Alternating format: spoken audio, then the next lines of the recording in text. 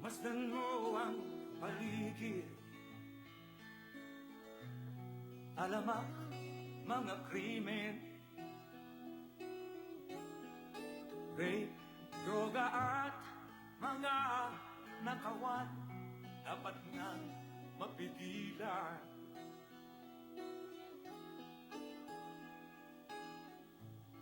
Tayo na Pilipinas, tayo na magbago. Hawak kamay tayo para sa pagkasenso. Ikaw at ako, tayong lahat kay Rodrigo Duterte, para sa tunay na pagbabago. Why am I here? I am here because I love my country and I love the people of the Philippines. Ikaw at ako, tayong lahat kay Rodrigo Duterte, para sa tunay na pagbabago.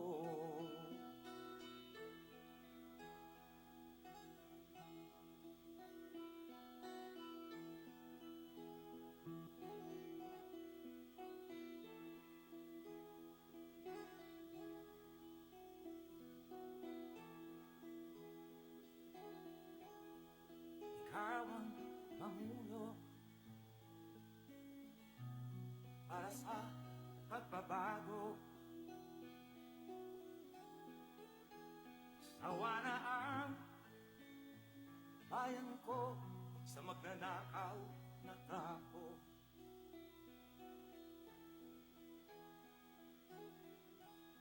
Madilim na kahapon,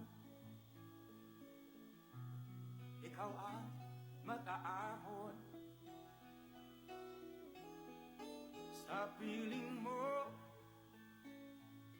digong mawawala ang korupsyon.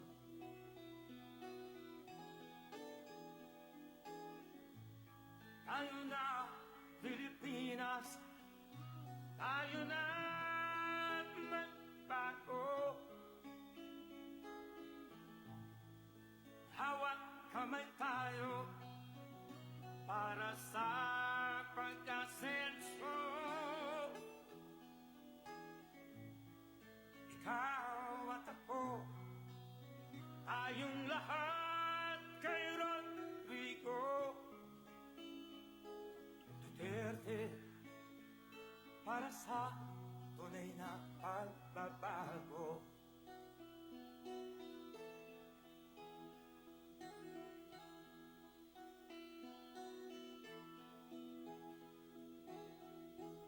Masdan mo ang paligid, alamak mga krimen, rape, droga at mga nakawan, dapat nang mapigilan.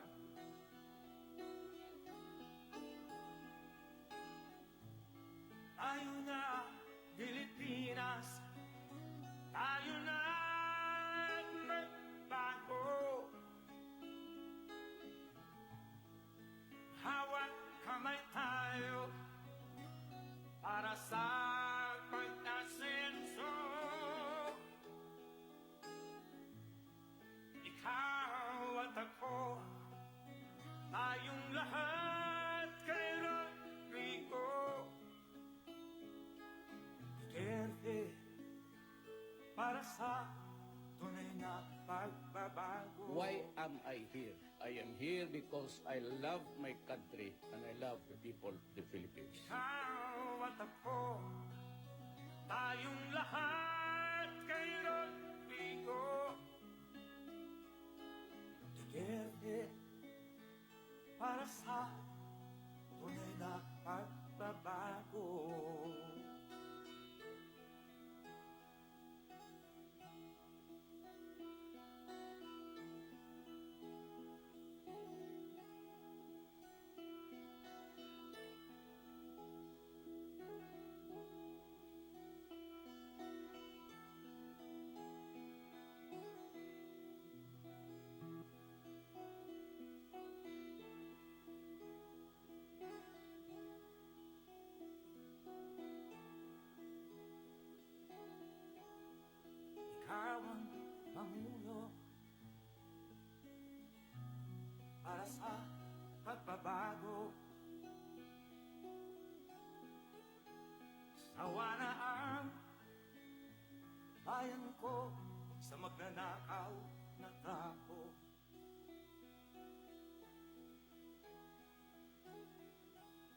madilim na kahapon,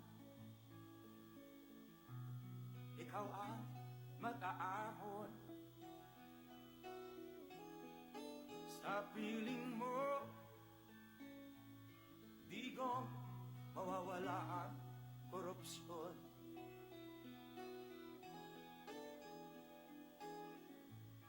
Tayo na, Pilipinas, tayo na magbago.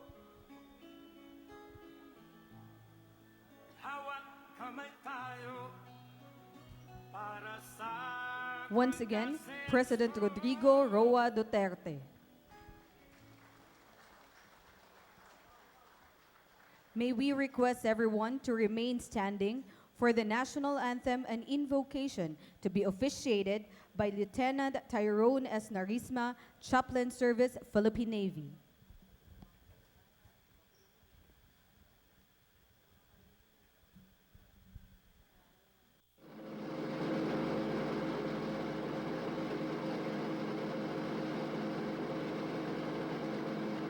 Mga kababayan, ang pambansang awit ng Pilipinas.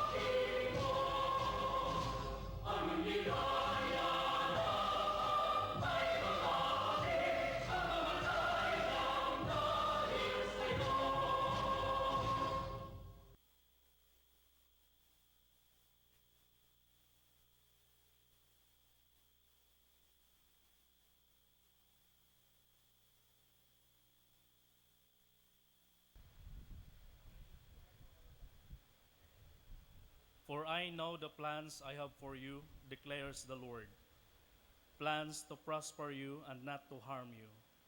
Plans to give you a hope and a future. Jeremiah 29, verse 11. Let us pray. Almighty and loving God, Creator and Ruler of the universe, we praise and thank you for gathering us here to celebrate the 12th founding anniversary of the Eastern Mindanao Command, Armed Forces of the Philippines, together with President Rodrigo Roa Duterte, Commander-in-Chief, Armed Forces of the Philippines, as our guest of honor and speaker. We glorify your name, O Lord, for your goodness and mercy in sustaining this command for 12 years today. We rejoice with a sense of fulfillment for the fruitful accomplishments of this command, which has greatly contributed to the accomplishment of the mission of the Armed Forces of the Philippines as a whole. Bless, O Lord, the Eastern Mindanao Command, its officers, enlisted personnel, civilian employees, and all the stakeholders supporting the command so that they may continue to excel in their creative and resourceful endeavors. Bestow your blessing upon all those whom we will recognize in this occasion, O God. Let their good example inspire others to make difference in their mandated duties. We ask this through our Lord Jesus Christ, your Son, who lives and reigns with you in the unity of the Holy Spirit, one God, forever and ever. Amen. Please be seated. Moving forward, may we call the Commander, Eastern Mindanao Command, Lieutenant General Benjamin Rasgo Madrigal Jr., AFP, for his welcome remarks.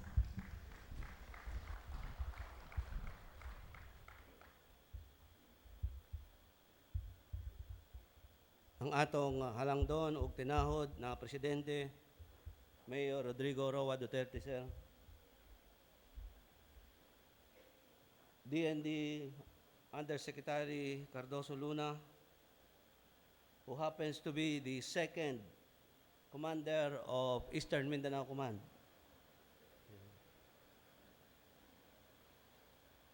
General Carlito Galvez Jr., our Chief of Staff, our distinguished guests present, Secretary Jesus Dureza of the Office of the Presidential Advisor on the Peace Process, Undersecretary Raymo Pagu of the Department of National Defense, Undersecretary Arthur Tabaquero, the Presidential Assistant for Military Affairs, who happens to be the 5th Commander of Eastern Mindanao Command, Secretary Lawrence Christopher Bongo, Secretary Antonio Cablitas, the Presidential Advisor on Investments, Consul General Berlian Napitupulo of Indonesia. Let me also greet Secretary Dato Abdul Kair Alonso of Mindanao Development Authority. Let me also greet Congresswoman Corazon Nunez Malanaon from the 1st District of Davao Oriental. Congresswoman Maria Carmen Zamora, the 1st District of Compostela Valley. Congressman Sajid Dong Mangudadato, of 2nd District, Maguindanao. The local chief executives, led by the RPOC chairpersons of regions 11, 12, and 13. We have Governor J.B. Tyrone Uy, Governor of Compostela Valley, for the RPOC chairman of Region 11, the chairman of Region 13, Governor Maria Angelica Amante Matba is represented by Board Member Carmona.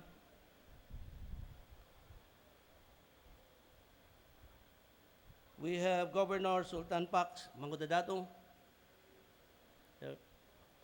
the Governor of Sultan Kudarat and Chairman of RPOC 12. Let me also greet the other provincial governors here present. Governor Steve Chongbian Solon of Sarangani, Governor Anthony Del Rosario of Davao del Norte. Thank you, sir. Governor Claude Bautista, Governor Yevgeny Vicente Bambi Emano of Misamis Oriental. Our host city mayor, Mayor Sara Duterte Carpio, is represented by Major General Benito De Leon, sir. Mayor Alan Relion of Tagum City. The awardees for this evening, we have the NEDA directors of Region 13 and 11, the regional heads and representatives of national government agencies, our esteemed major unit commanders, Major General Ronnie Villanueva of 4ID, Major General Noel Clement of 10ID, Commodore Ramil Enriquez of the Naval Forces Eastern Mindanao, Colonel Sharon Hernale of TOW Ismin, our police counterparts, led by Police Director Jose Gentiles of DIPO Eastern Mindanao, and the regional directors of Region 12 and 11, Police Chief Superintendent Eli Rasco and Mar Morales. Let me specially greet the other former commanders of Ismingcom, our Mentor, Lieutenant General Joji Segovia, the 6th Commander of East Mingom, Lieutenant General Ricardo Rainier Cruz, the 7th Commander of East Mingom, and with Ma'am Dali. Our brigade, task force, and battalion commanders present, please rise to be recognized.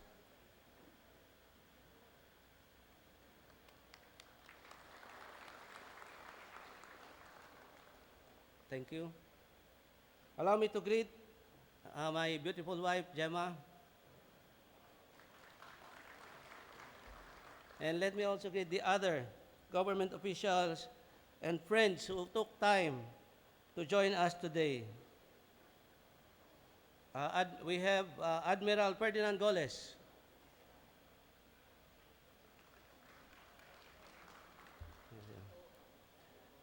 Yusek Allen Kapuyan.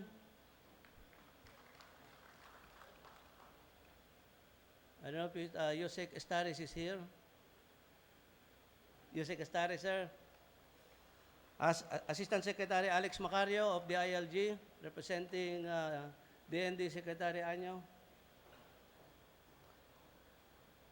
Brigadier General Robert Dominez. Our valued stakeholders, the members of the Eastern Mindanao Command Multi-Sector Advisory Board, our good friends from the Metro Davao Medical Research Center, ang gumagamot po ng ating mga wounded personnel in East Mingom. Members of the Joint Staff at GHQ, General Tony Rosario, the Deputy East Mingom Commander, members of the Unified Command Staff led by Colonel Bong Biray, our friends from the media, officers, enlisted personnel, and civilian employees of Eastern Mindanao Command. Other guests, ladies and gentlemen, maayong hapon o maayong gabi kaninyo tanan. Kanatong tanan, ang maayong hapon, good afternoon, and welcome to Eastern Mindanao Command's 12th Founding Anniversary Celebration. Ang miaging usa katuig, daw paspas kaayong nilabay. Nalipay ako nga kita magkapundok na usab karon kauban ang atong halangdong Presidente Rodrigo Roa Duterte para isaulog ang ika-10 ug duha nga kasumaran sa Eastern Mindanao Command.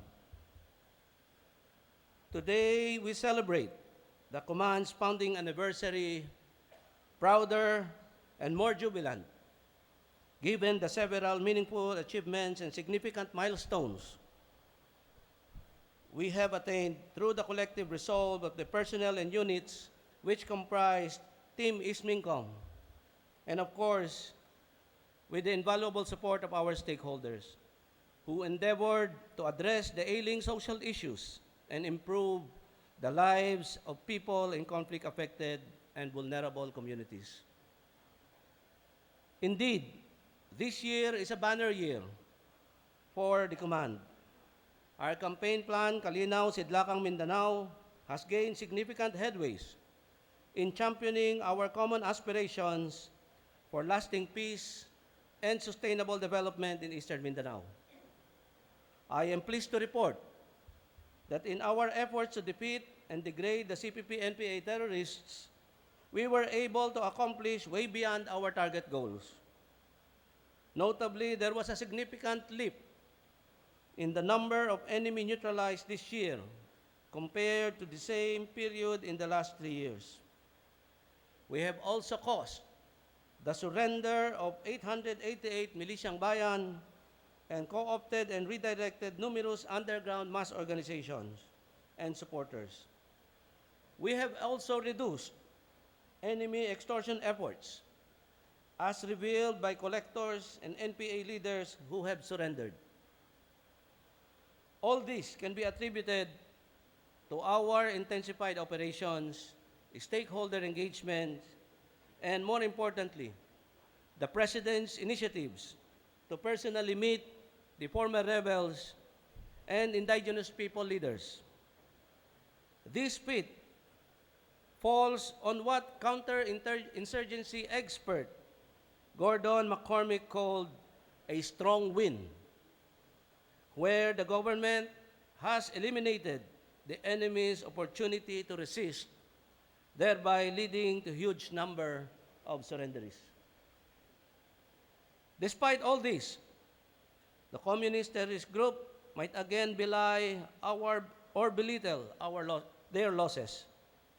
But how can they deny this fact, where aside from the revelations in recovered documents, among those that were apprehended or captured are top CPP-NPA leaders, including the successive finance officers of Commission Mindanao. Mr. President and esteemed guests, before you are some of the CPP-NPA high-ranking personalities who chose peace instead of armed struggle and have signified their intention to help us in our localized peace initiatives. Palihog sa pagtindog, our former rebel leaders. Daghang salamat. Anaa pod dato gibang nga sulod sa 20 katuig nakipagaway sa gobyerno may kanaog ug nagdesisyon nga moapil sa atong tinguha nga kalinaw. They are the living proof. Daghang salamat, Dano.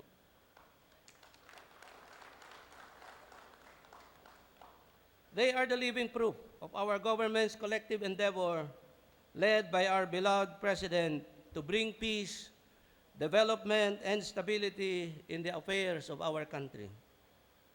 Mr. President, also in front of you are some of the 745 firearms that were captured and or surrendered by the CPP-NPA terrorists since the start of the year. If we are to include those recovered from August to December of last year, we have reduced the enemy's firearms by as much as 1,024. All this have undoubtedly reduced the CPP-NPA operational capability. For our efforts to clear the area from CPP-NPA influence, I am pleased to report that for first semester of this year, our community support programs were able to clear 84 barangays from CPP-NPA influence and co-opted 55 underground mass organizations. Just recently, the province of Bukidnon was declared as conflict-affected or conflict-manageable and ready for further development, one of the last remaining provinces to be declared as such. More significantly, we were also able to dismantle 3 guerrilla fronts and downgrade 7 other adjacent guerrilla fronts, which is unprecedented in recent years. Our relentless efforts in our campaign against CPP-NPA terrorists have resulted in a significant decrease in NPA-initiated violent incidents. Comparing the data covering 2011 to 2018, there is a marked decline in violent incidents perpetrated by province. Let me highlight that for the first semester of 2018, there was no burning incident of heavy equipment used in development projects and facilities of agro-industrial companies in the provinces of Compostela Valley, Agusan del Sur, Bukidnon, Surigao del Norte, Misamis Oriental, Agusan del Norte, Sultan Kudarat, and Sarangani Province. One of the significant impacts of the campaign is its effect in the region's socio-economic activities, which manifest an improved sense of security. All regions in Eastern Mindanao posted positive economic growth, with Davao and Soc-Sargen economy growing the fastest and exceeding the national GDP. Tourism and agricultural production have likewise improved. For our efforts against terrorists and extremist groups, we were able to successfully neutralize several terrorists including Najib Pundug, alias Najib Hussein, an IED expert and number 2 in the Maute group, and Nafisa Pundug, the wife of Abu Dar, the reported replacement of Isnilon Hapilon, top leader of Maute ISIS group. These accomplishments would not have been possible if not for the relentless efforts, extra drive, and tenacity of our ground commanders and our troops, including the sailors and our airmen who ably provided the timely naval and air support. In this regard, may I request the OPCOM commanders of Eastern Mindanao Command to stand to be recognized.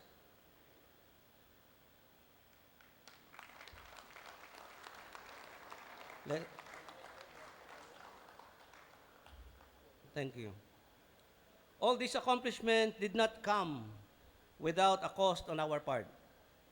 And I would like to take this opportunity to pay tribute to and remember our brothers in arms who have offered the supreme sacrifice in pursuit of peace in Eastern Mindanao.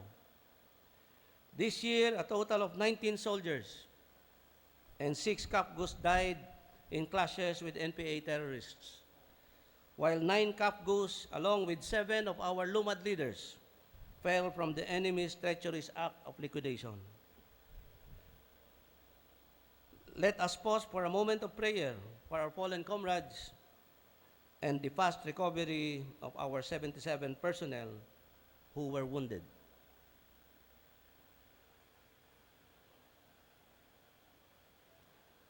On the other hand, the command was also able to accomplish equally important nation-building tasks and AFP transformation initiatives. The command was able to successfully assist the Commission on Elections in ensuring a peaceful conduct of barangay and Sangguniang Kabataan election last 14 May, which was considered one of the most peaceful elections in recent years.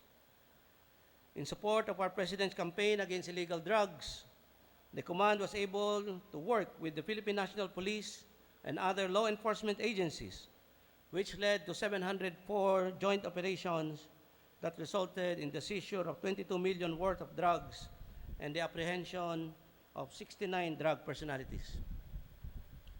In the implementation of martial law in Mindanao, I am pleased to report that to this date, there were no reported martial law abuses committed by our soldiers. Rest assured that the command will continue to follow the principles of necessity, proportionality, transparency, and the rule of law. We will make sure that the people of Eastern Mindanao remains free from the threats of terrorism. Our brigades have likewise partnered with different stakeholders to implement high-impact projects that would benefit the populace in their respective areas of operation. We have launched poverty alleviation projects aimed at improving the economic productivity of our conflict-affected communities. The command has also strengthened our air and maritime security and ensured credible situational awareness in our territory. Through the successful conduct of the Border Committee Conference and the Border Patrol exercise with Indonesia, and in this exercise, we were also able to repatriate 31 Filipinos detained in Indonesia. On our transformation initiative, we are proud to report that Eastern Mindanao Command was the first unified command in the Armed Forces of the Philippines to be institutionalized with a Gold Trailblazer Award for attaining 95.56% rating.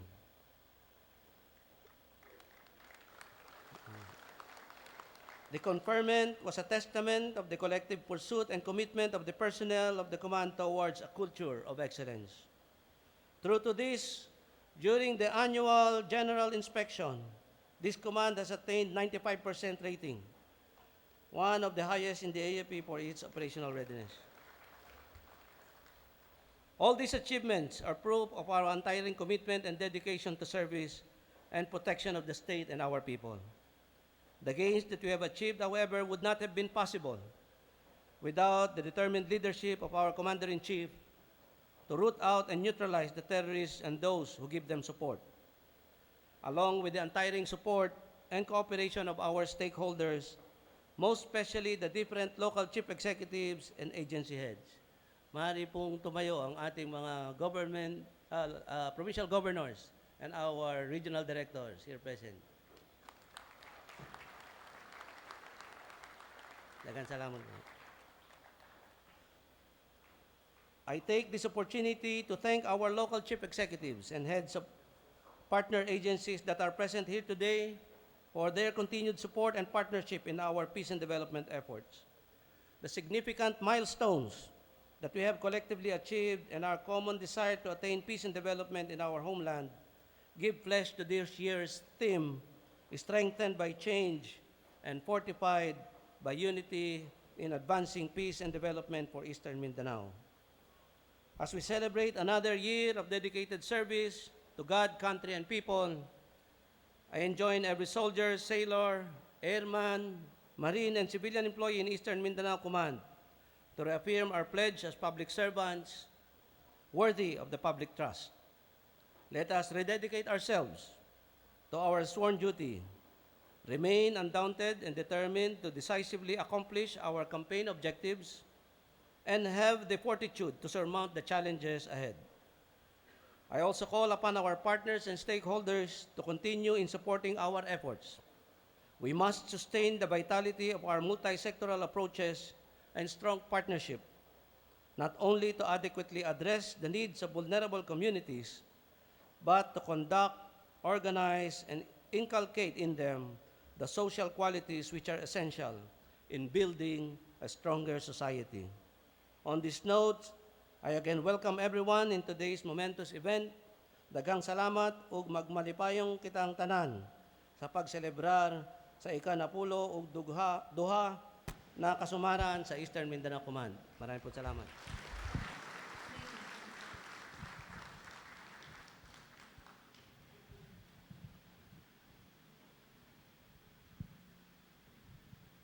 Shall now proceed to the awarding of medals, streamers, and plaques to recognize the significant contributions of our units, personnel, and civilian stakeholders in maintaining security, peace, and progress in Eastern Mindanao.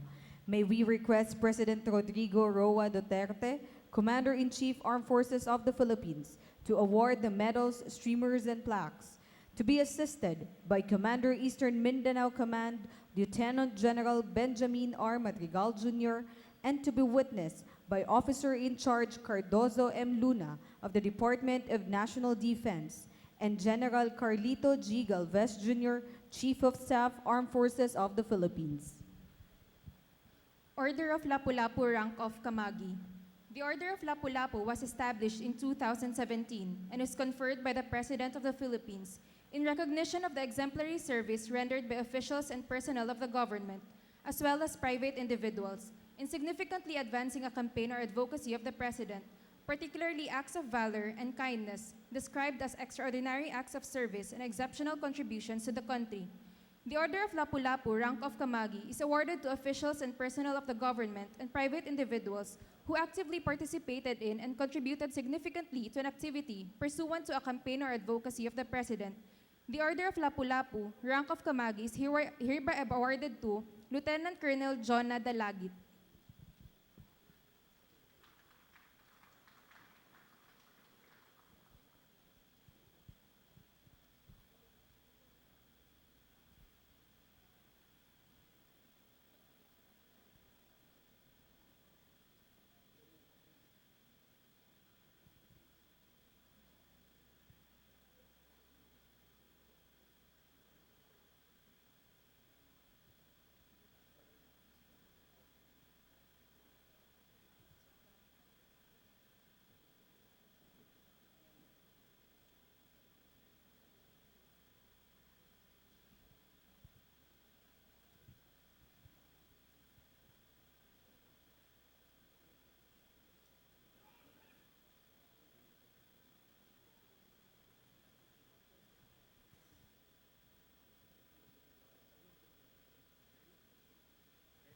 Corporal Johannes Pareño.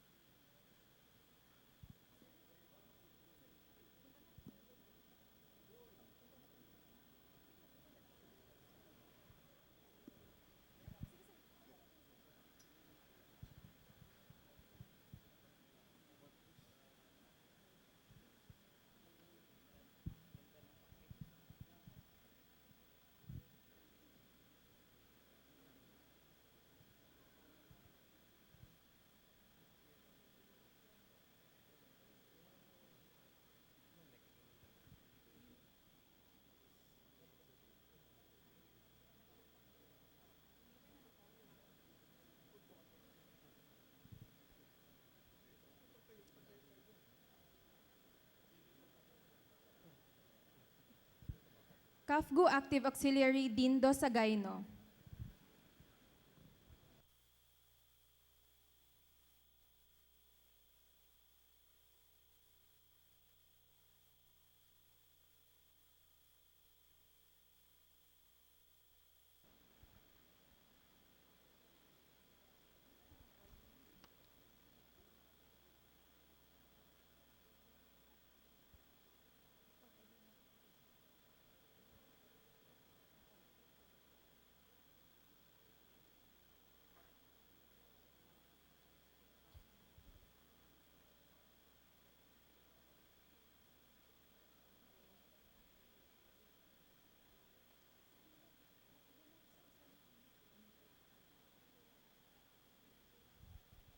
For outstanding unit performance that immensely contributed in the successful implementation of Eastern Mindanao Command Campaign Plan Kalinaw Sidlakang Mindanao for the first semester of calendar year 2018, the Gawad Kalinaw plaque is awarded to the 4th Infantry Diamond Division, Philippine Army, to be received by Major General Ronald C. Villanueva, AFP.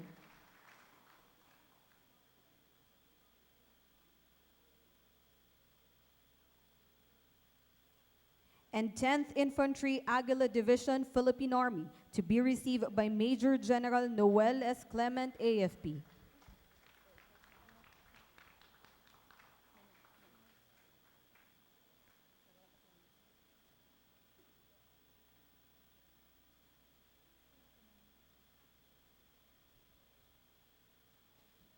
For dismantling and downgrading guerrilla fronts of the communist terrorist group, the Gawad Kalinaw plaque and streamers are awarded to 401st Infantry Unity Brigade, 4th Infantry Division, Philippine Army, for dismantling Guerrilla Front 8 and downgrading Guerrilla Front 88, 14, and 19 of the communist terrorist group for the first semester, calendar year 2018, to be received by Brigadier General Andres C. Centino, AFP.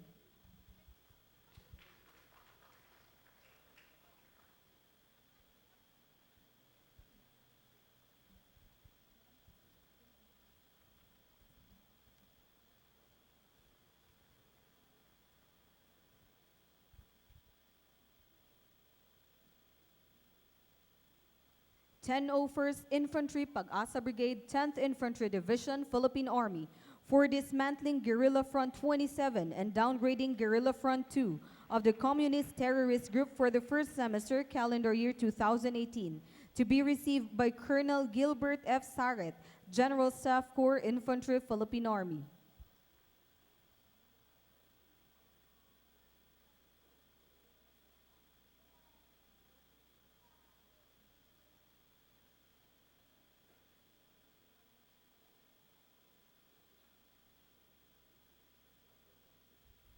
'102nd Infantry Bagwis Brigade, 10th Infantry Division, Philippine Army, for dismantling Guerrilla Front 54 and downgrading Guerrilla Front 51 and 71 of the communist terrorist group for the first semester, calendar year 2018, to be received by Brigadier General Roberto T. Angkan, AFP.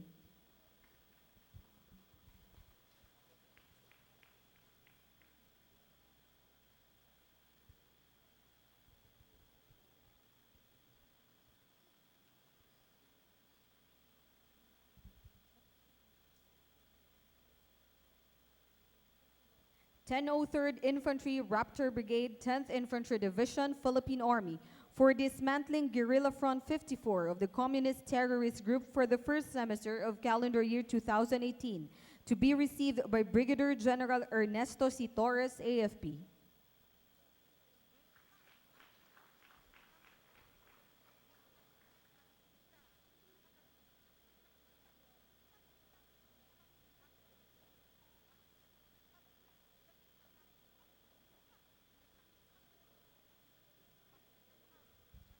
'701st Infantry Kagitingan Brigade, 7th Infantry Division, Philippine Army, for dismantling Guerrilla Front 27 and downgrading Guerrilla Front 25 of the communist terrorist group for the first semester of calendar year 2018, to be received by Brigadier General Ruben S. Bashao, AFP.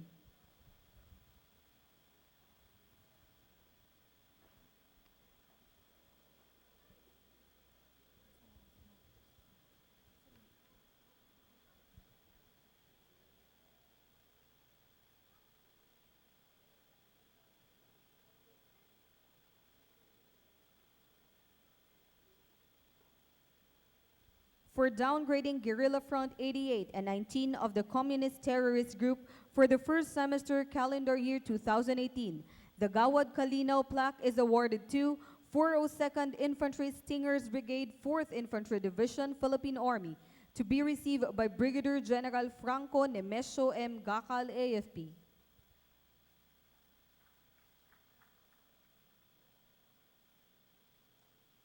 For meritorious achievement that resulted in the declaration of Bukidnon Province as conflict manageable and ready for further development, the Gawad Kalinaw plaque is awarded to 403rd Infantry Peacemaker Brigade, 4th Infantry Division, Philippine Army, to be received by Brigadier General Eric C. Vinoya, AFP. Headquarters, Eastern Mindanao Command, Armed Forces of the Philippines, Naval Station Felix Apolinario, Panacan, Davao City. The Gold Cross Medal is awarded to 2nd Lieutenant Clarence J. C. Patayan, O-18147, Infantry, Philippine Army, for gallantry in action during an encounter at San Agustin, Surigao del Sur that resulted to 2 NPA killed and the recovery of 2 high-powered firearms.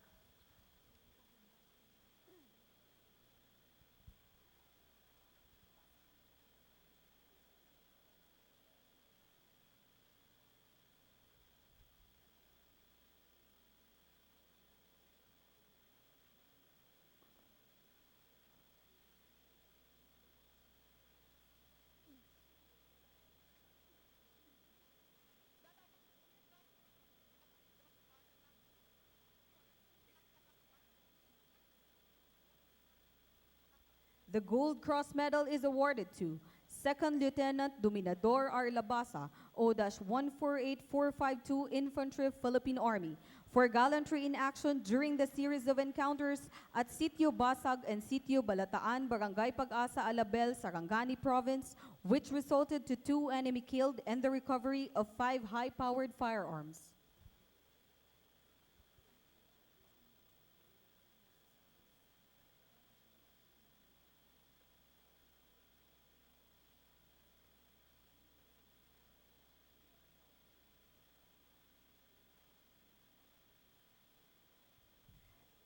The Gold Cross Medal is awarded to Staff Sergeant Pablito V. Solis, 827329, Infantry, Philippine Army, for gallantry in action during an encounter at Kilometer 46, Barangay Binikalan, San Luis, Agusan del Sur, which resulted to 2 enemy killed and the recovery of 5 high-powered firearms.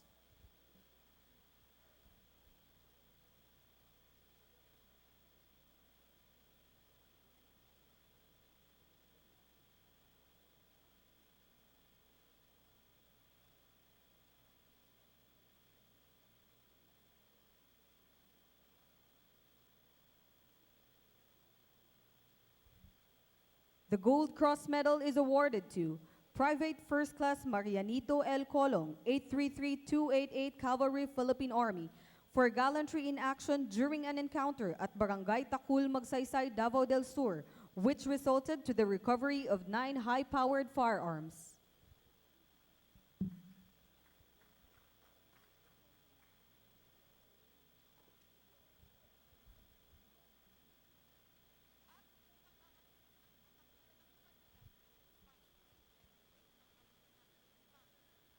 The Silver Cross Medal is awarded to Lieutenant Colonel Romel S. Pagayon, O-11705, Infantry, General Staff Corps, Philippine Army, for eminently meritorious and invaluable achievement during the implementation of Case Operations Plan Rivertown 2, which resulted to the neutralization of a high-value target personality and the recovery of assorted firearms.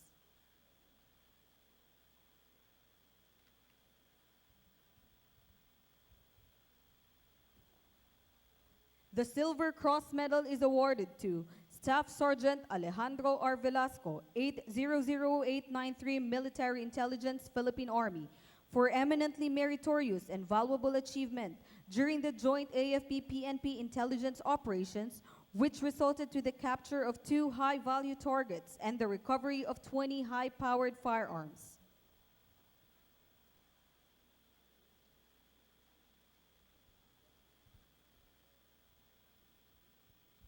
by command of Lieutenant General Madrigal Jr., Official Gabriel C. Viray III, Colonel, General Staff Corps, Infantry, Philippine Army, Chief of Unified Command Staff. Signed, Julakmad S. Mohali, Lieutenant Colonel, Infantry, Philippine Army, the Command Adjutant. Let us now proceed to the awarding of outstanding personnel. The plaque of recognition is awarded to Technical Sergeant Elmer C. Quemada, 795405 Infantry, Philippine Army, for being adjudged as the best enlisted personnel for calendar year 2018 of Headquarters Eastern Mindanao Command.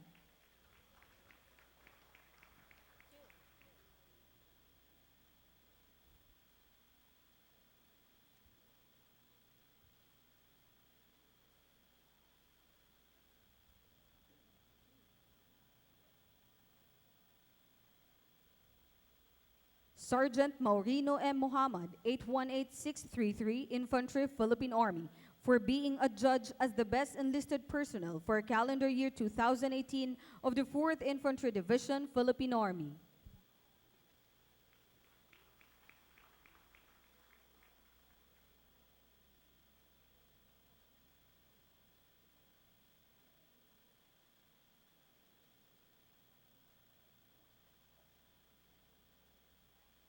Staff Sergeant Julius M. Ledesma, 809676, Military Intelligence, Philippine Army, for being adjudged as the best enlisted personnel for calendar year 2018 of the 10th Infantry Division, Philippine Army.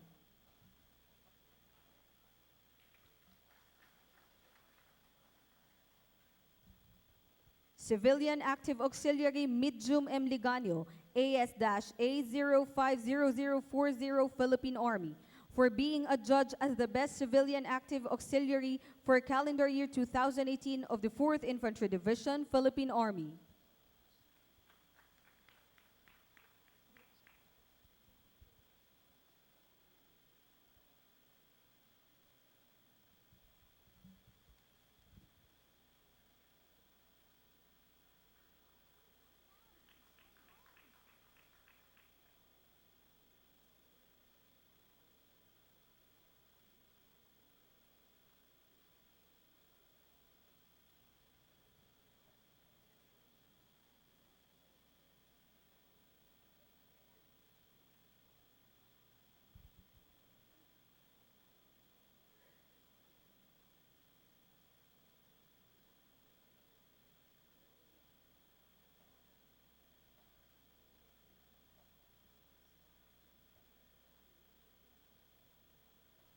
Civilian Active Auxiliary Mustafa Itangan, SAG 14000060, Philippine Army, for being adjudged as the best civilian active auxiliary for calendar year 2018 of 10th Infantry Division, Philippine Army.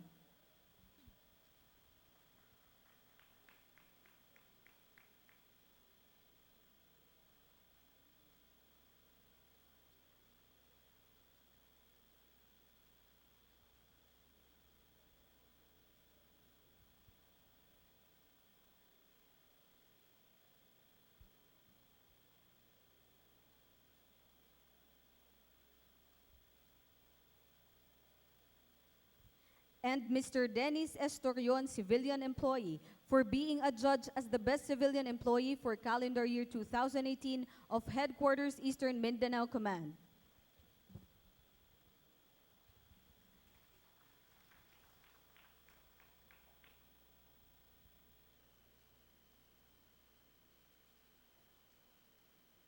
Now, we shall witness the awarding of the plaque of appreciation to our stakeholders for the generous support and exceptional services rendered as an active partner of the Eastern Mindanao Command Armed Forces of the Philippines in pursuit of security, peace, and development. The plaque of appreciation is awarded to Honorable Sara Z. Duterte Carpio, City Mayor, Davao City, to be received by Major General Benito de Leon, Head of the Public Safety and Security Command Center.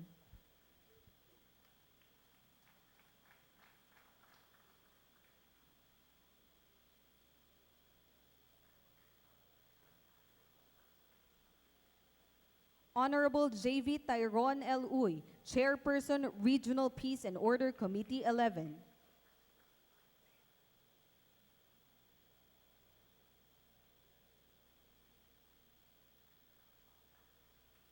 Honorable Sultan Pax S. Mangudadato, Chairperson, Regional Peace and Order Committee 12.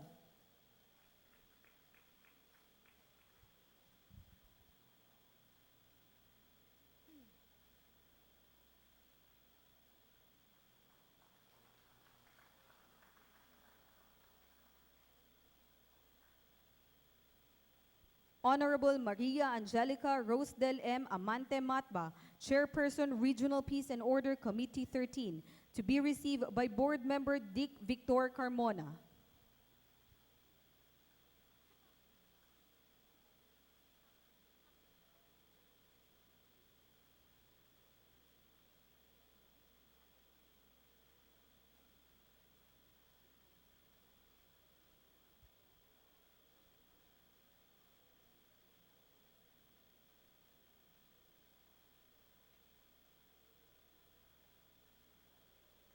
Honorable Yevgeny Vicente B. Emano, Governor, Misamis Oriental.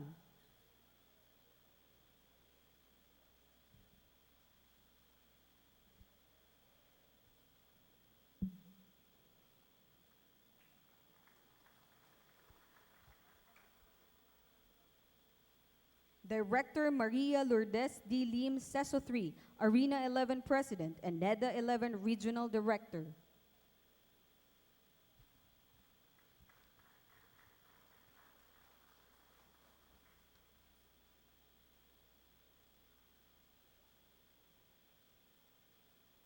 And Director Myla Faye Aurora B. Carino, Regional Director, National Economic Development Authority 13.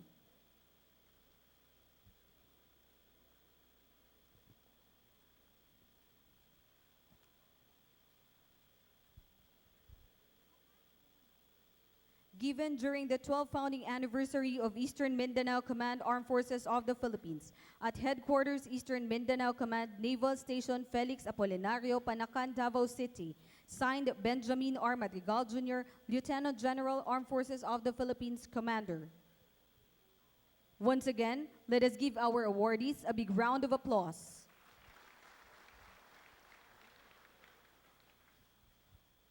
May we now request the Secretary Jesus G. Dureza, Presidential Advisor on the Peace Process, to introduce our guests of honor and speaker.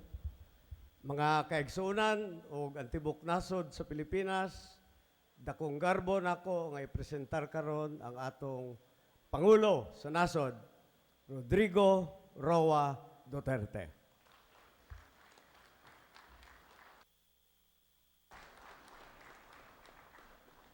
Daghang salamat. Kindly sit down. Thank you for your courtesy. I have 2 pages of speech, a printed one, pero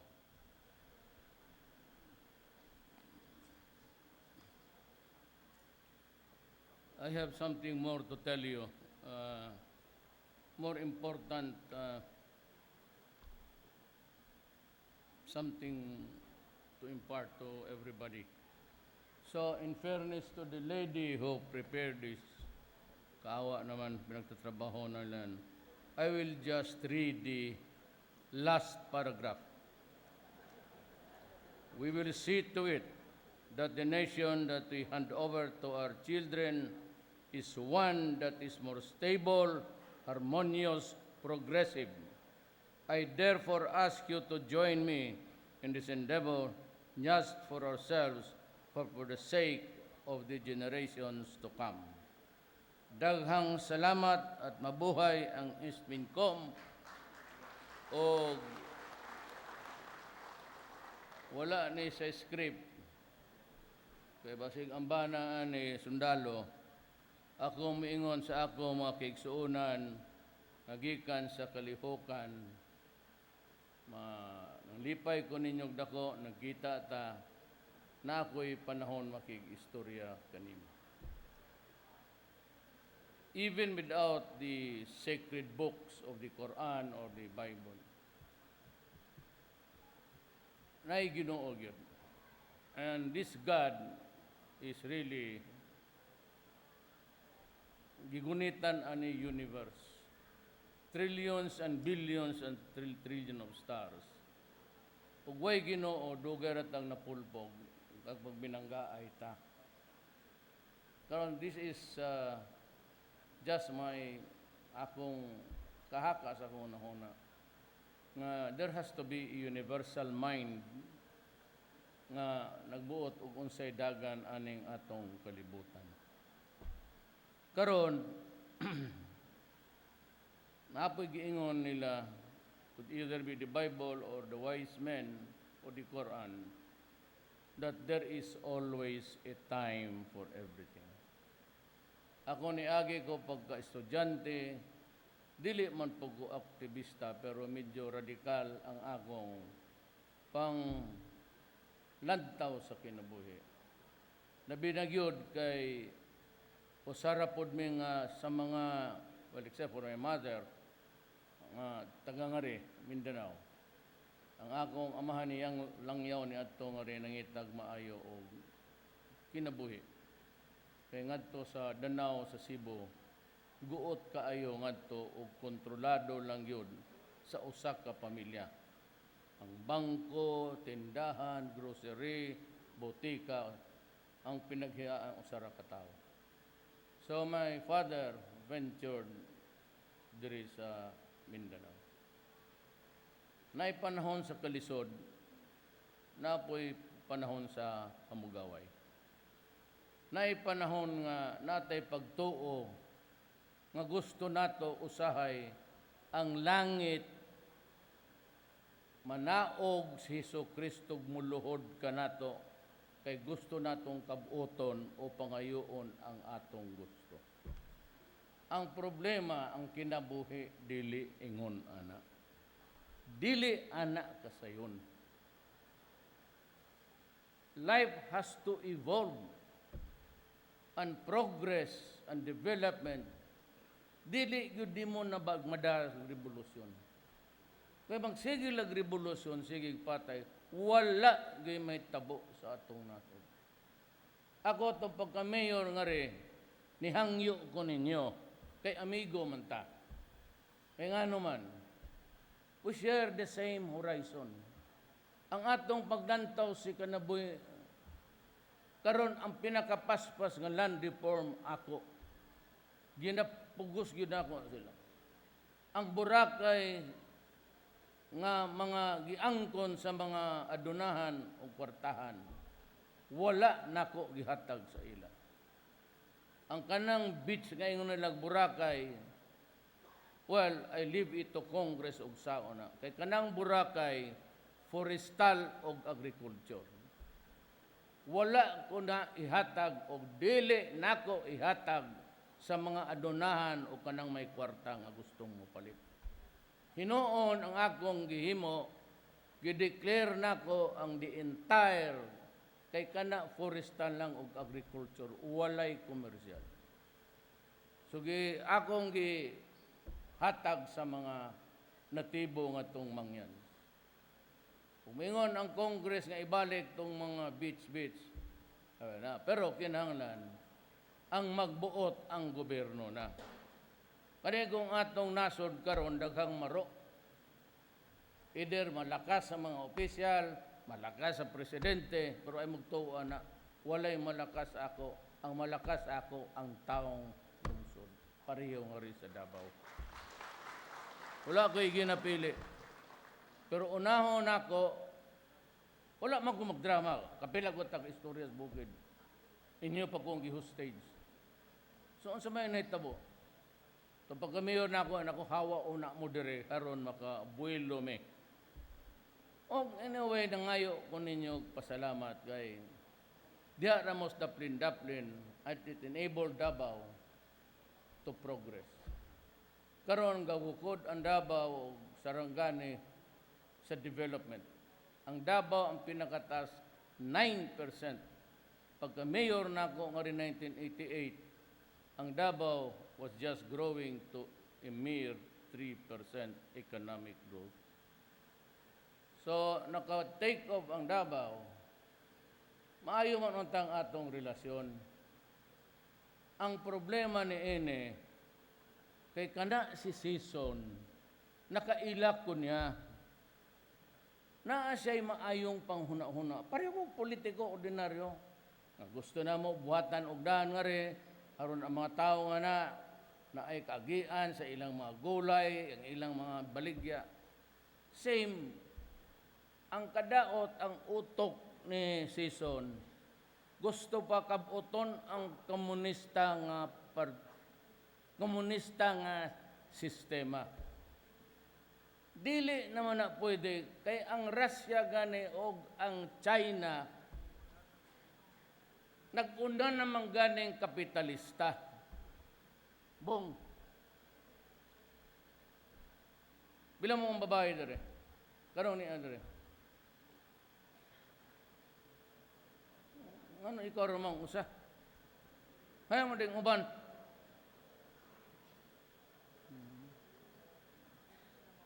Patuon, bong. Ano niya wa ni bong? Warangan aning babae usa ka. Hayang ba imong bana na Andre? Imong bana. Okay. Kinsa pa? Pero patuon tamo tanan. Patuon tamo sa China ugma. Baig passport ugma. Hay mga pime.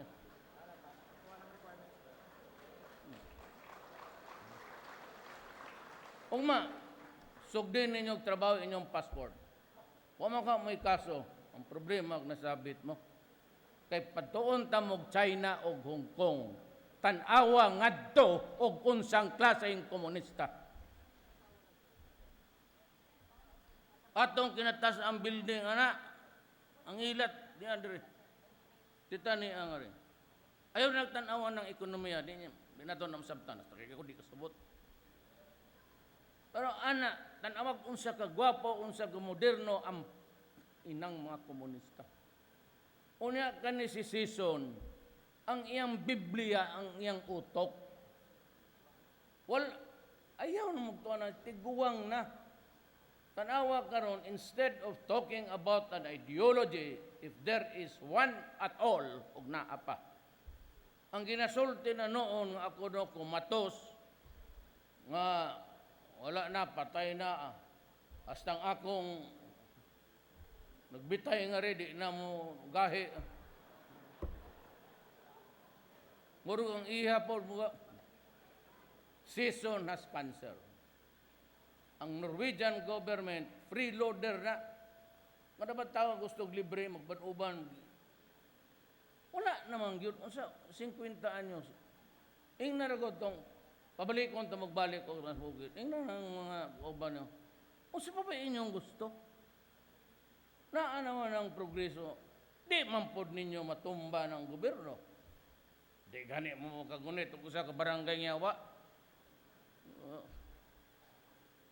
Musukol mo na ako. Tao na akong army, way gibuhat, gahuwat lang. Gusto na sila gira. Kaya di na sila manggira, mga matay, mga pusluya. Gawa sa ilang arthritis, ilang gout, magkiyang-kiyang ha.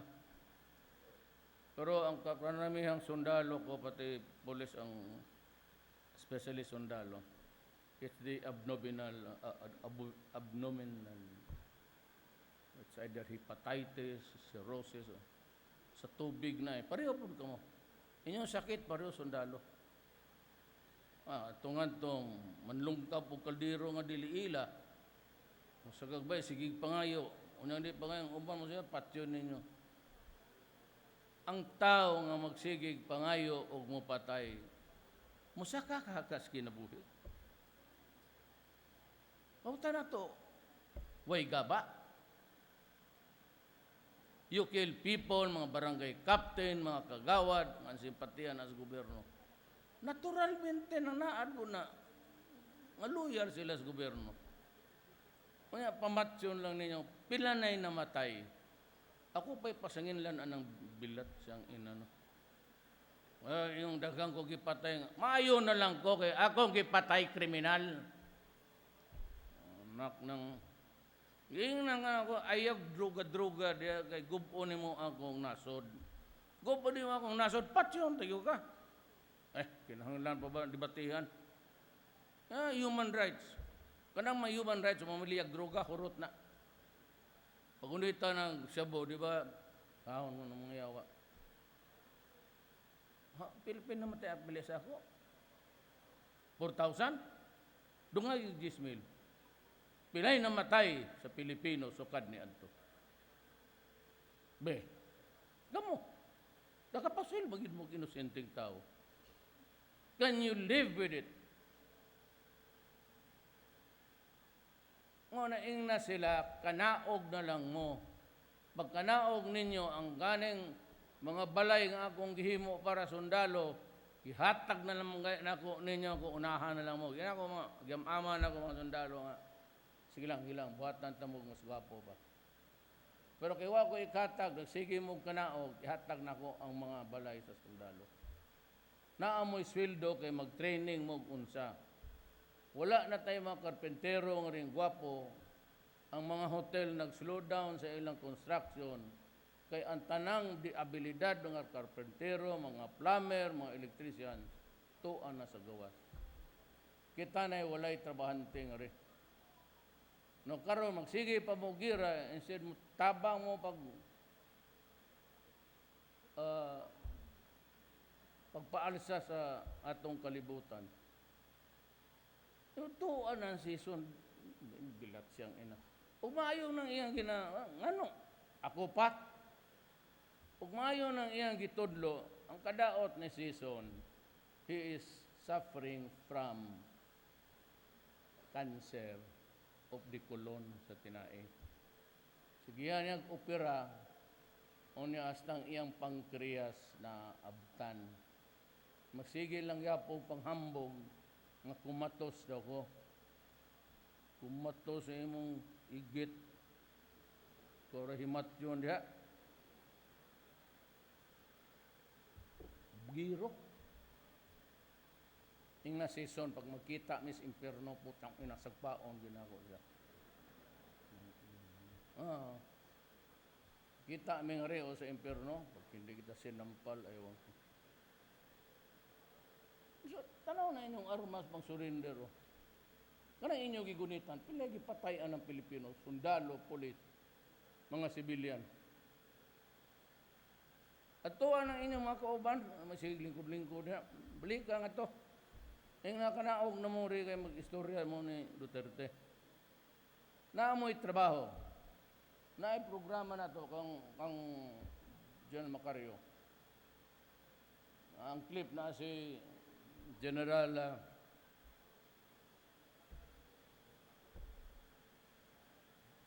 Pago. Nga ako'y kwarta ikatag. Dili mo kinahanglan mangilkil nga to sa inyong isig katao. Kwarta na sa Pilipino, naton tanan, sundalo inyo.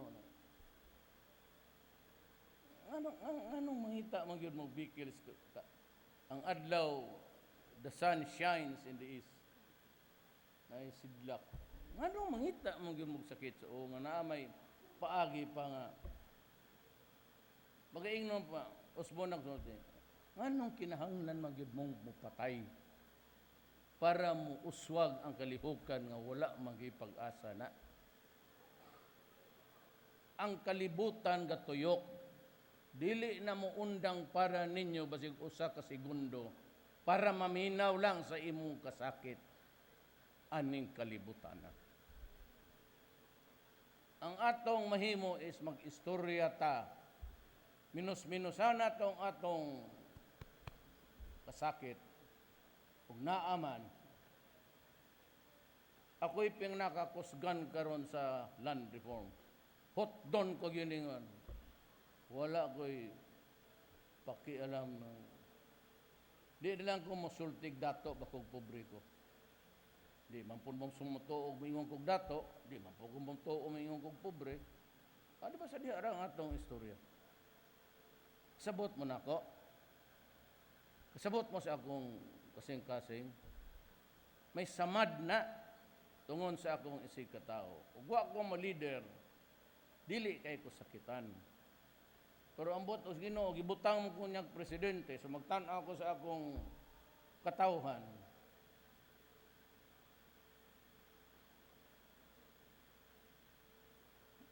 Bitaw. Bala ako'y taong dili nagalabod na. Ako'y taong nga dili mahilig og mag tuming jamming. PMS Kung wala yan silang kaso, muna mo ng passport. Patuas China. Inaing na si Xi Jinping nga di na ni pabalikon. Sumok-sumok mo lang ni pabalik. Dili bitaw, tanawan ninyo ang komunista. Wala na may komunista karon. Tanawag ang sa mga taong ni usab. Kay nitoo sila kang Deng Xiaoping. Giabrihan niya ang China. Daghang kay in-check nga way trabaho. Musugot lang sila ni atong pagkakaon lang sila.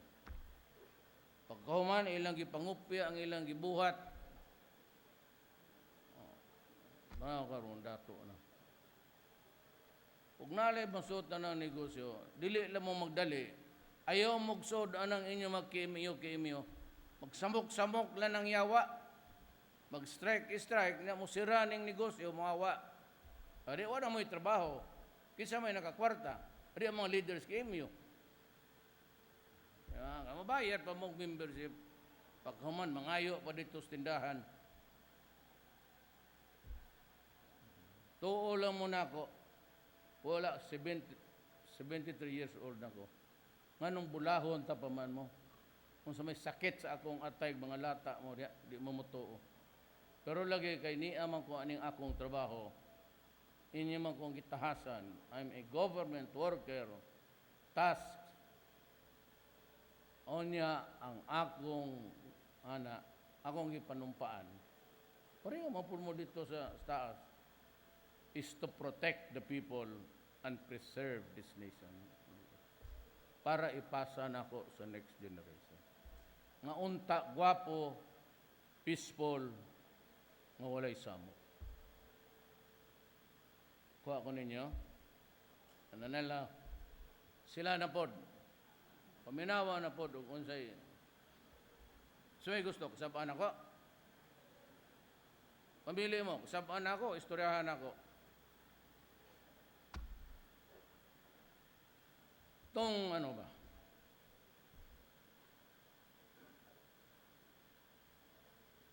I'd like to share with you a letter ni, alam ko, let me lay the predicate. Alam ko ang sentimento ninyo, pro-American kayo. Kasi most of you, halos lahat, nakapag-aral sa Amerika. At tiniturong ninyo yung utang na loob. I can understand that. Walay problema na. Pero si Ambassador Kim naasay gisuwat. Mura og nagpasumbingay nga makikita ako kang Secretary of State Mike Pompeo, Secretary of Commerce Wilbur Ross, and Secretary of Defense nila si James Mattis. Actually, suwat nini gigaw sa Malacanang pada sa ako. Na ay mo ni suwat ni gusto na ako i-share kay na ako'y pag-aingnon pang panluod sa ila. Kani sa ambasador. Kani pirma sa tulo katigas nila. It is Wilbur Ross, the Secretary of Commerce, Cabinet Member. James Mattis, Secretary of Defense. O si Mike Pompeo, Secretary of State. Tataganungan sila. Basahon lang nako para ninyo. His Excellency Rodrigo Roa Duterte, President of the Republic of the Philippines. Dear Mr. President, the U.S.-Philippine alliance is an enduring partnership built on shared history and values. This special relationship will only grow stronger by increasing our dialogue and cooperation, especially on security, cooperation, and trade. At the same time, we keenly understand your country's need for certainly when considering the selecting technology for the defense and security of the Filipino people. We are writing you to reaffirm this administration's strongest support for their efforts to modernize the armed forces of the Philippines and our commitment to continue to work with your Congress to support the strategic endeavors. Recent decisions to procure and grant upgraded surveillance and aircraft systems such as Bell Combat Utility Helicopters and Scan, Eagle, Gulfstream, and Cessna 208 aircraft exemplify our continuing commitment to the breadth and strength of our alliance. We know, however, that our nations can do even more to integrate our economic and security concerns. Especially, we hope to partner on other significant defense procurement of our mutual benefit, including through the Lockheed Martin's F-16 multi-role fighter platform and your attack helicopter platform, among other U.S. systems. The United States is fearless, walang katumbas, supplier of state-of-the-art technology with a proven track record and a long-term reliable partner. For example, in supplying precision-guided munitions used during the operations in Morale. We hope you share our view that our nation's selection of U.S. partners for this future defense procurement is mutually advantageous and strategically important way to strengthen and deepen the steadfast bonds between our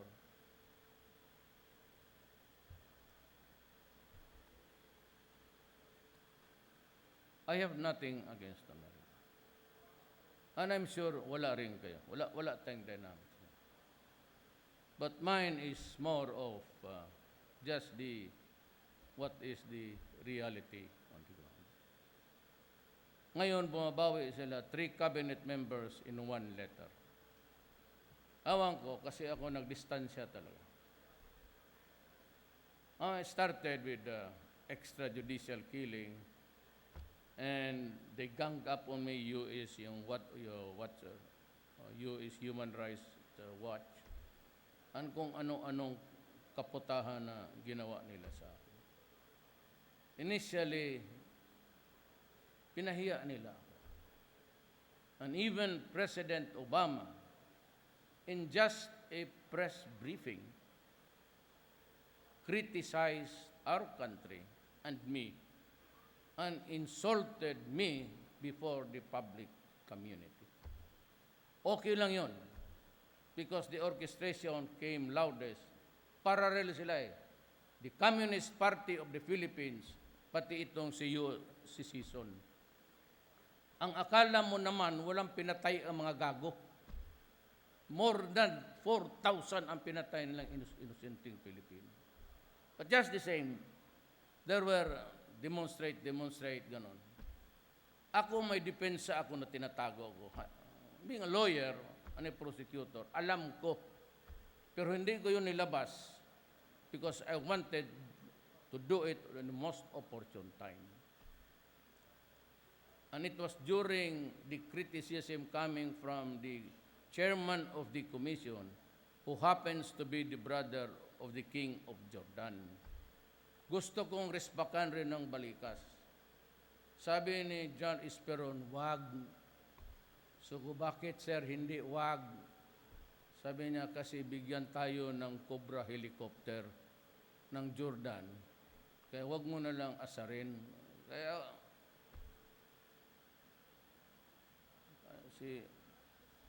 wala siya dito. Kaya sige siya punta doon sa kay ko, sige lang sir, di gani na mo abot ba sa propeller, bantay kayo sa ako. Hanggang ngayon, wala man. Pero si Obama, ininsulto ko talaga. Sabi ko, you're a son of a bitch. You can go to hell. Alam mo, insultuhin mo ako na may human rights may commission in the United Nations. Or you can choose the agency there. There's the security commission sa ano, lahat. Bakit mo insultuhin pati yung bayan ko? Kaya ako napundi. Alam mo bakit? Ganun na lang ininsulto ng mga putang ina nila. Pagdating kay Trump, na kaibigan ko, oh, Rodrigo, you are doing it all right. I like your style. I will copy it. Ano ba itong Amerika Anong tingin mo sa amin?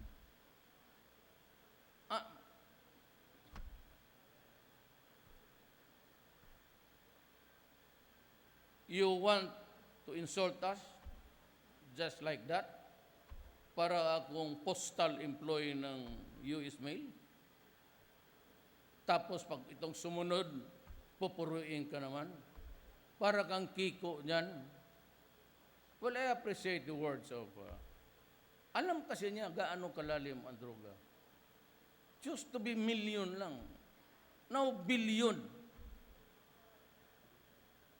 Sino ang market nitong mga billion na ito? Di ang Pilipino. Diba sinabi ko sa inyo, huwag mong sirain ang bayan ko kay... Naman Davao. O maglakad kayo, ang sundalo. Kasi natuto. They learned it the hard way. Sabi ko, huwag mong patayin ang mga anak namin. Kasi yan lang ang pag-asa namin.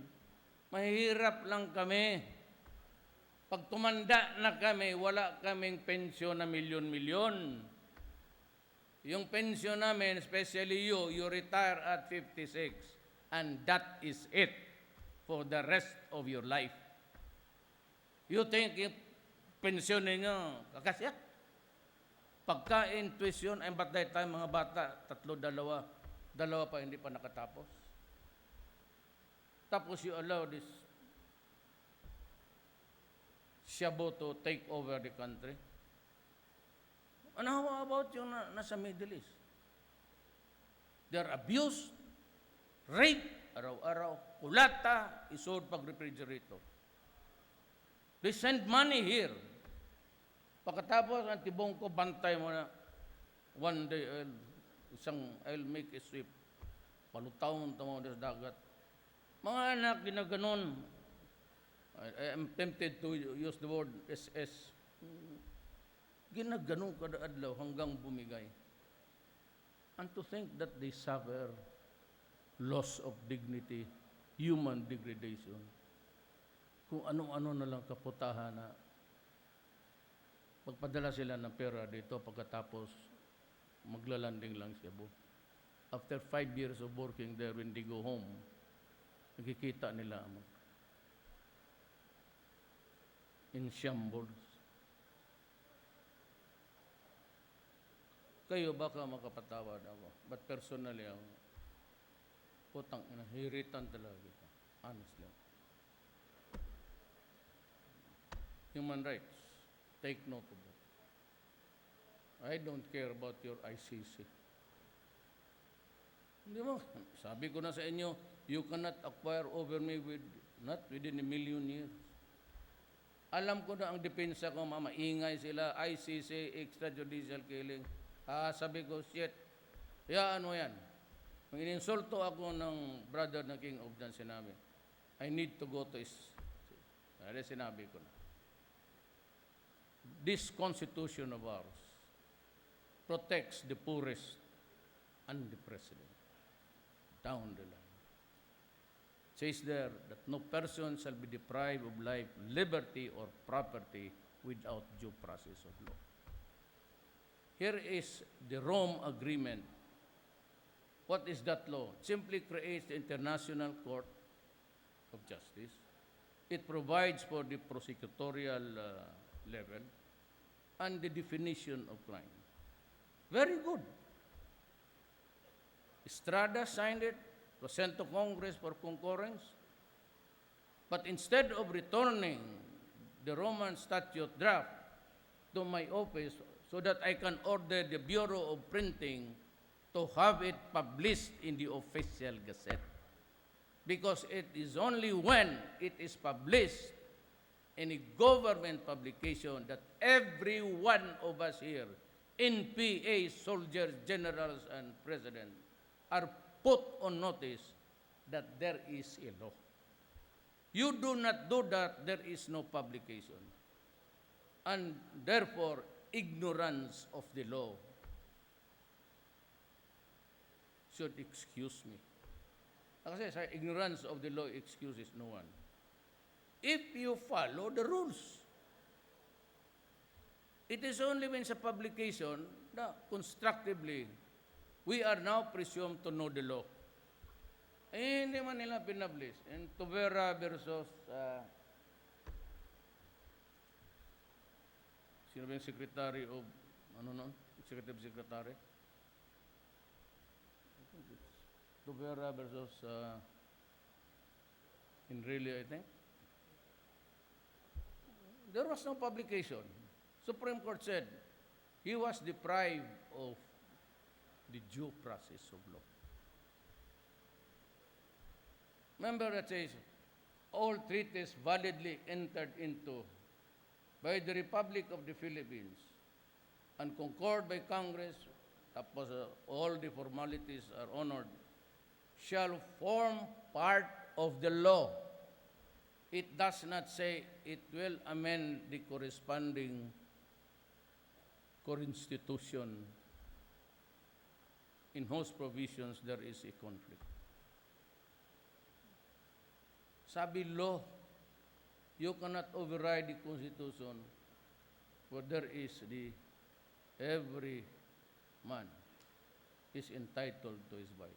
That no person shall be deprived liberty or property, pati sila, without due process of law. Kasali kayo dyan. Ano yung tahimik? Di wala na. Tapos sabi ng mga kolumnista, Belinda Olivares, bakit hindi mo binitawan niya noon? Sabi, gusto ko lang tignan kung paano karaming torpe na abogado sa Pilipinas. And you believe it, ako rin nakahibaw sa akong depensa. It was never discussed because I kept my silence. Abi man good aning, labi na ning iyo, totoo ba mga bugok man na? Maniwala dyan, dito, forma, English. Ano mong nalaman mo? International, no? Kaya maniwala niya, magpabilib dito, pupunta, mga commission. Ay, mga bugok na, diri mo maminaw na ako, tunood lang. Ako, 75 lang, kaya ako naka-communicate ng, mga 75 rapod. Kaya pareho ta ni Dores ang 90, kaya valedictorian mo ni namo, di tamo ko sinabot. Dominguez, ako anang kababata, valedictorian. Tugade, akong classmate sa law school. Lucano na, taga Cagayan. Valedictorian. Lorenzana, defense minister. Valedictorian na sa ila. Kumunta na sa Kibuloy, classmate man na ni Pastor Kibuloy. Puro yan sila, valedictorian. Pernia, emeritus, professor emeritus. Lahat yan. Esperon. About this Esperon. Ako, 75 lang. Pag kita aming Doresa itong fourth year may pag-graduate na mo, kuha namin sa among card. Just tanaw na ito among card, bet. 92, 94, 96. Ang siya, ang imo, sibot ako. Kuha pa na ako, makuha. Kuha pa na ako, makuha. Okay, 75 ba lang? Pero si Jess, amigo ko man eh. Pero silang tanan, utusan ko lang yan sila. Mga 95, ha? Trabaho mo diya kay sige, pangulitaw si Duterte. Alam mo si Season pumasok talaga. He played into my hands. He played into my hands. Alam mo, di ba, you are familiar with my language. Tokatis ko. Bastos ako na. Oh, kumusta ka, Mayor? Wala. May cancer ako. Third stage ako. I don't know if I can. Anak man ko konsulte. Pero una ko ni gawa sa Malagaya, ni hunghung ko. Ina ko nilupad ko, and I'm suffering from kidney failure. Tapos ang akong cancer ni latay na padung sa giti. Dito sa gikuan ako sa napoy tawag Duterte medyo pagsakay sa chopper na nakapiyong na kuha po dahil tuntong season nga ugok. Look at an ideologue. Look at what he is now. Ang istoryahan imbis ang unsay kaayuhan sa kalihukan, nagsige nag-ingon ang akong naong daw na sunog, itom, alangalag di mo utom, puro may magsigig surig bukid, kraog, nga di man ko gamit anang sa babae nga maglanay, maglagot ko. Yung sa election pa ito, hindi pa na, he played into my hands. Sabi ko, ganang tirada. Dahil siya, subject to verification, si Duterte, himatyo na. Hindi. Kung ako, usap pa kaadlaw, sorry. Yan, ngita na yung gumagwapa. Manihapon ta. Manihapon, may sa karoon ang tigasan ni mo, Mayor, kinsa man ang babae. Huwag mo ipakialam, gago. Bahala mo na. He played into my hands. Alam ko, kagatin niya. Just to prove, sabi ko. I was waiting for this announcement. He really played into my hands. Pinapasok ko sa. So ito, ako gusto ko silang kausapin tatlo. Silang tatlo talaga. Because America may be a friend. Pero tanungin ko sa inyo, ang values ba ng mga revolutionary parents nila Purbir is still there? Does they still have the resolve to fight and die? Sila kasi yan eh. They entered into so many wars, Vietnam, Korean, and they lost. Pumasok sila sa Iraq and they had to withdraw. And Iraq is in shambles. And they have to deal now with Russia to come up with it. Ang ibig kong sabihin ganito, wala man akong problema. But if you are thinking na bibili ako sa inyo ng Martin F-16 multi-role fighter, and how much can we buy? Kayo, ano man ito? How much is the budget? How many F-16s can I buy? 2, 3? For what? For what? Against China? Pulpog ta. Against whom? Against the ASEAN countries? Against Indonesia? Malaysia? Wala man tayong away. What I need are just propeller-driven planes for anti-insurgency. Wala man tayong ibang kalaban in PA, the ISIS, Abu Sayyaf. We don't need the M16. And yet they dangle before us after binaboy nila tayo. Sabi kasi nila sa akin, your inventory shows the numbers. Correct. If you make a visual count, so sabi ko, those firearms have been used by the police for so many years now. Some of them used in the Cotabato campaign in 1972. Ang bore niyan, wala ng rifling, nagsasayaw na yung bala sa loob. Paglabas ng bala kasi, may paikot yan, it has its own momentum. Wala na yan. At sabi nila, tumatalsik na ang bolt. Kaya nagbili tayo ng 23,000. What happened? Binara ng isang congressman, ilang senador. Congress nila. Patay. So, I was forced to go to China. Sabi ko, ganito, ganito. I do not come here to seek trouble. And I brought with me Jess Doresa, General Esperon, General Lorenzana, si Marina, si Guerrero. Sabi ko, minig kayo. Sabi ko sa China, wala akong inassert. Ayan sila, buhay man yan. Sabi ko, while we were discussing sa arms after, sabi ko, Mr. President, there will be a time during my term that I will assert my jurisdiction because of this award. But I will not do it now because I am a friend who is in need and I come here not to wage war. And because I cannot win it. I mean, so you can have the firearms. We'll talk about China later. Ako wala akong ano. Si Estelito Mendoza, he is one of the great lawyers of the country. Sabi niya, Rod, hayaan mo yan, tubig lang man yan. It is only when they will start to excavate the wealth there in the bowels of the earth of our territory, diyan na ako papalag. That is now they are offering to, madali na.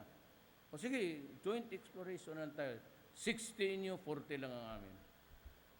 Sabi ko, sandali lang. Baka madagdagan pala.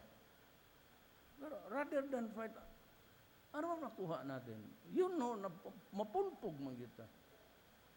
And what will we do with 3 or 2 M16? Yan naman ang kaya nating bilhin. At gusto ko malaman ito.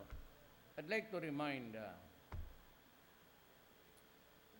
America, all of them. Ito si Bulbaros, Secretary of Defense ni Matis at si Mike Pompeo sa Secretary of State. Ganito yan, Jesse. How sure na makuha ko yung binili ko? Kung bilihin ko yung isang dosin ng M16, madeliver kaya nila? Nang hindi kanila ma-deliver yung M16, ngayon gusto dito kung ang Amerika kasi kagaya ng Pilipinas, pag may magtindig na senador, pati congressman, Your Honor, I propose a motion that the deliveries of the armaments shall be suspended until such time, blah, blah, blah, blah. At saka ito, sinabi ko, and it's very important for me, I owe it to my soldiers. Nagbili tayo ng 6 na helicopter. Sabi nila, refurbished, galing daw sa NATO. Yung mga natapos nilang gamit sa NATO. Apparently, overused. Kaya pinagbili nila sa atin. And we bought it. We bought 6. 3 of those helicopters crashed, killing all my soldiers. For nada. Tapos ngayon sabihin mo sa akin that procurement, prove to me first that you are in utter good faith. But I do not want to communicate with them by just, gusto ko, mamili sila. I want to meet 3 of them. Mamili sila ng, hindi ako pupunta ng Amerika. There will never be time pupunta ako ng Amerika. Pero sabihin ko sa kanila, mukain ko sila. Sige, magdebate tayo. Para klaro-klaro. Mahirap nga sabihin mo, we are friends. We are friends. But remember, we are friends because you made us a colony years ago. Huwag mo sabihin na friends. No, it was not a friendship agreed upon, mutually satisfying. It was a friendship imposed on us because when you won in the Spanish-American War, the Philippines was handed to you, America, like a chattel. Burag butang lang. O, sige, muna. Pildi mami, inyo na yan. And the Spaniards stayed for 400 years. Kaya hindi na isauli yung Balingi Gabil. Wala tayong pag-usapan. I will not. You know, baski na papano, kapatid natin yun. By a long stretch, they were our brothers or sisters. And they say that itong bells, mga balingiga, was a trophy. I can understand it. Ganon talaga yung sundalo, mga savings. Mga baril, nakuha noon sa Cotabato, magaganda, bigay sa iyo. Okay yan. Pero kung yan kinuha mo, and you killed everybody in the town in summer, 9 years and above, you massacred them, said, turn it like, give it to the howling winds, and hang the dogs. Now you say, Duterte, matagal na yun. Why? Can passage of time cure an injustice? Just because it was 100 years, so it is erased. Tapos yung bells doon nandyan. Tapos the memory still haunts everybody here. Because it was taken with blood and lives of our brothers and sisters. Yan ang gusto kong mensahe sa mga. Sabi nga nila, yan si Duterte, pag maglaban ng Amerika yan, the CIA will work for his ouster. Be my guest. Sinabi ko na sa sundalo ko in a command conference sa inyong lahat. If you think there is another leader more competent, more capable of running this country, by all means. Sinabi ko sa inyo, do not give me that melodrama of going to Malacanang and displaying your armaments there. Whom are you threatening? The soldiers? Who are your soldiers also? You can go to my office, the major commanders. Magkape tayo, tapos sabi niya, Rod, medyo inutil ka naman, wala ka nang kakayahan. Di sige. O so, linya ho kayo dyan lahat. I, Rainier, hereby solemnly swear that I will be a member of the junta who will run this country and solve the problem. Bahala mong tanan diya, muli na ko sa amo. Ganoon lang yan eh. Kung na pakurni-kurni na, pagdiktangkit. Tapos ito namang sundalo ko, magpakamatay. Ito, galing doon, asahin dito, balik na naman next month doon.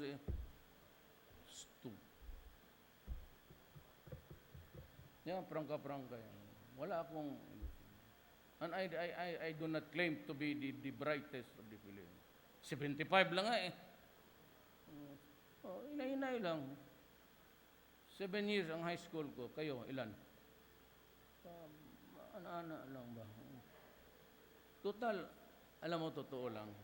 Yung mga anak ninyo, umisadong makaakyat lang yan ng 75. 76, 77, hindi mo na kailangan yan. Pwede mo nang ibasura yung yawa na yan. Ang 75 ang bantayan mo. Pag nakuha ng anak mo yan, labi nagpareho po ninyo palahubog. Pag nakuha mo yan, nakuha niya, okay na yan. Sabi ko, basta mag-abot lang good ako ng ano. Ang problema ko kasi sige layas. It took me 7 years to finish high school. But eventually, hindi ko alam that to be a president of the Republic of the Philippines, you have to finish your high school 7 years. Yan talaga ang importante. Ito, hayaan mo yung anak ninyo na buang. Basta pumapasok lang ng eskwelahan. And I grieve for my soldiers. There are many things that I won't discuss it with you in the open. But if you want a guide, wag na lang ako because I do not claim to be the cleanest and the spotless person. I have had my faults, plenty. I've been mayor for 23 years, congressman, vice mayor. But money was never the issue. It was always extrajudicial killing and girls. So, ang gitara, magkanta lang ako. To all the girls I've loved before. Para sa lahat na sundalo, kumunuwala kayo. Sus! Ako pa inyong ilaron. May kaibigan kami noon sa itong layar, itong ABS-CBN. Makita ko, ana ako pag-parking ko, kinsa man yung uniform eh. Ana na akong sakyanan. Oh, itong general ko ano eh. Bakit man nasa kotse ito ni kanya-kanyang racket? Kanya-kanya tayong racket. Pero basta hanggang dyan, okay lang. Most of all, I'd like to grieve kung nangamatay na Pilipino and my soldiers and police. I hope ang makasinabot ang makuha ninyo ang akong tinae ba. Gago ko, pero di ko gustong makipatay sa akong sikap. And even with the Moro. Akong nanay, maranaw. So, kung maaari lang sana, ayaw ko talaga. That's my message. I want peace for my land. At least baka next generation, wala na sila ito bang gira ba? Yung mga anak, muna po yung ilis perting paita. Kunya, di na sila kagawas. Kalisod o kapobrihon man na. Ug di mo maninguha, ang inyong anak, dili na makakanaong diri sa patag. They will rot there ditos bukid. Sige lang. Dali ra konbensyon. Anak man lang style, anak. Pilipino man katandua. Ngano ka na, yung dako man lagi na yung mansyon. Ngano ikaw galubog ka man sa yuta. Anak naman na. Nga ikaw po matinga ka, ngano man. Ngari, development and progress, evolution gina. Hinay-hinay para doon. It cannot be nga revolution nila. Di yun madala. Una-una, wala na mo'y suporta kaayo. Mga tao basig sa text. Wala mo'y, ang inyong masa sa hadlok. Mo ginay tinoo diha. Ang mga masa ninyo, ang mga masang nahadlok. Una, dili kay ingong masa simpatiya nga gusto silang magpakamatay, magpakalata ninyo. Una diha. Storya na lang ta, pakaedukar pa mong anak, kami ni Jess, ha? Jess, huwag ka lang sabihin ko sa kung totoo yung buhay nila. Buhay mo. Ano yung mong valedictorian? Can I relate to them the story of your life? Jess Doresa. Ang amahan ani driver lang sa DPWH. Ang nanay, maestra. O, tanawa ko. May akong sinaligan sa kawas, nag-istorya ng mga tambalos-los nga puti. Ayaw ko man sa kanila. Siya ay sa peace process. Ana-ana lang. Dili ba na pwedeng imong iyabutan? Madisgrasya eh. Daghang madisgrasya. And to my soldiers, I'd like to thank you. Ako basta kung ano ang wala kayong hiningi na hindi ko binigay. Wala talaga. Kaya kung minsan na may nag-ano ako. Kasi wag lang yung lalo na sa buhay ng sundalo.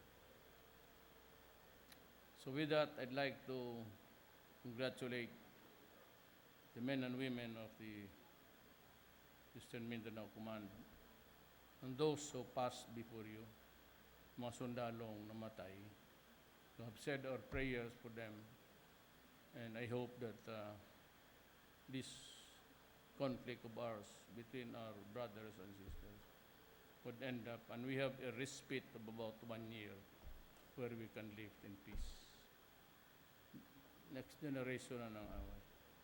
I've said my piece about America. We do not need any M16s. It would be utterly useless to buy it. But I need attack helicopters and small planes for the counterinsurgency. Yun lang po.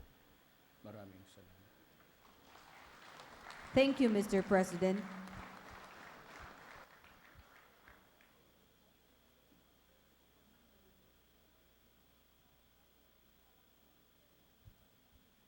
May we now request the President for a photo opportunity downstage with the Eastern Mindanao Command Field Commanders, awardees, staff, and troops in 3 batches.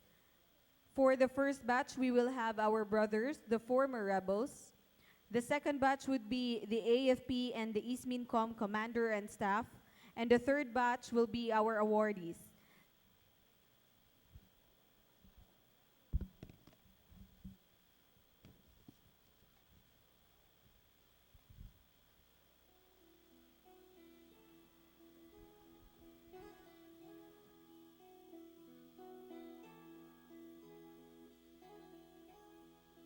Ikaw ang Pangulo para sa pagbabago. Sawa na ang bayan ko sa magnanakaw na tao.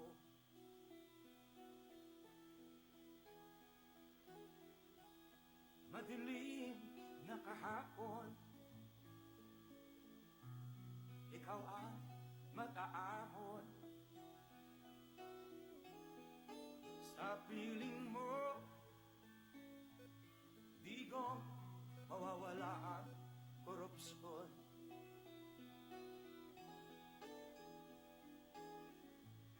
Tayo na, Pilipinas, tayo na magbago. Hawak kamay tayo para sa pagkasenso. Ikaw at ako, tayong lahat kay Rodrigo Duterte para sa